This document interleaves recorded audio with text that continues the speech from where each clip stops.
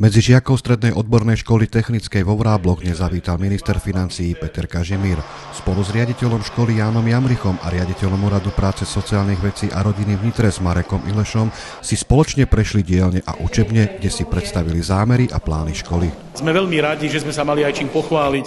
Boli to najmä otázky duálneho vzdelávania, lebo otázky duálneho vzdelávania, čo sa týka uznesenia vlády, to je veľmi dôležité.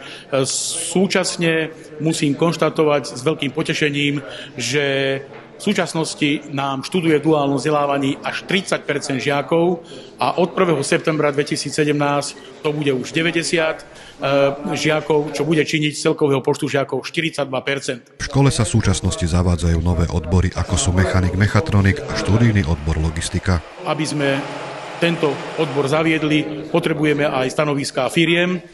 My sme tieto stanoviská firiem zabezpečili. 3 firmy toto požadujú podobne ako stanovisko Úradu práce, sociálnych vecí a rodiny.